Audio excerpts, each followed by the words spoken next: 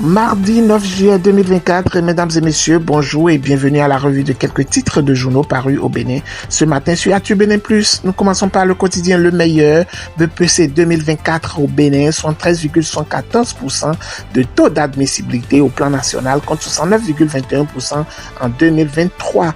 Cour constitutionnelle, le professeur Dorothée Sosa échange avec la coordonnatrice résidente du SNU. Les élections générales de 2026 au centre des discussions. Vente d'un gamin de 25 millions de francs CFA à Dogbo. Voici les faits selon le Vaudounon qui a alerté la police. Le matinal, Anana béninois refoulé en France, ce qui est reproché à l'SDG de la BSSA. Médiation des anciens présidents béninois dans la crise Bénin-Niger, Soglo en avait parlé avec Talon. Les confidences du porte-parole du gouvernement. Gaskiani Info, retrait des États sahéliens de la CEDEAO et cas de la Grande-Bretagne, la famine clignote. Programme Andinum, la deuxième promotion désormais opérationnelle. Dabarou, BPC section de juin 2024, un taux d'admissibilité de 73,114% contre 69,21% en 2023. Nouvelle dynamique au quotidien Dabarou. Wilfried Aïne nommé DP, Samira Zakari, rédactrice en chef. Rareté des pluies Andali, la cour royale implore la divinité Bonakeri. Le grand quotidien Bénin, résultat des examens de fin d'année, le BPC affiche un taux d'admissibilité de 73,114%. Délibération du bac de mai. Nous continuons avec Flash Info, affrontement entre éleveurs et cultivateurs, 2 morts et des blessés graves à Fongba, à Lokossa.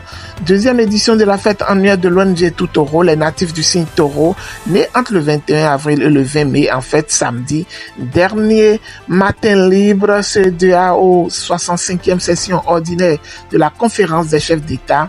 Talon, une absence, 1000 interrogations. Développement humain, l'économie de l'être, l'appel de Genève. Décryptage info, recettes non fiscales dans l'UEMOA, faites forte performance du Bénin au premier trimestre 2024. Dynamique politique et sécuritaire en Afrique de l'Ouest, la CEDEAO projette un sommet spécial sur l'avenir de l'intégration régionale. Fraternité, saison des pluies, le calvaire des drépanocytaires, risque d'infection pulmonaire respiratoire, le miel, un allié sûr. Mise en place des structures de base, la section Agégué du SINAPEB installée. Nous continuons avec le quotidien Nassiara. La mort du détenu politique Radji Latif suscite des réactions. La conscience des justiciers interpellés. L'audace de réussir, sortie des sentiers battus. Le grand jury, renforcement et densification du réseau électrique à Togba, tout le quartier à Rosoubeta électrifié. Carnet noir, le leader politique Anissé Glonou a perdu sa mère. On continue avec le chasseur info, séance d'information à Togba dans la Bomé-Calavi. Le lycée Les Palmiers invite les titulaires du BPC à découvrir les filières et métiers d'avenir. Samedi prochain, entrée à l'université, la première délibération du bac 2024 en téléchargement. 46e session du CCI du CAMES, 1518 dossiers d'enseignants-chercheurs et chercheurs à étudier. La nouvelle génération, organisation des examens nationaux de licence et master, session des retardataires 2024, une trouvaille à polémique, fêtière des épaisses DGES et DEC, ministère de l'enseignement supérieur et de la recherche scientifique, interpellé. Nous continuons avec détermination info pour pouvoir finir cette revue des titres. Dans le but du renforcement du secteur économique du Bénin, Emmanuel Mia apporte son expertise à Landmark International.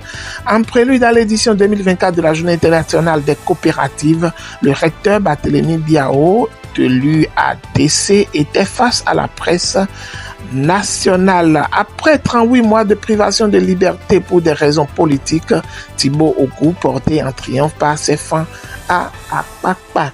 Mesdames et messieurs, merci infiniment de nous avoir suivis. Désolé, toutes mes excuses pour le silence depuis une semaine pour des raisons indépendantes de ma volonté. Portez-vous bien, que Dieu vous bénisse. Excellente semaine à toutes et à tous. La santé vaut plus que tout.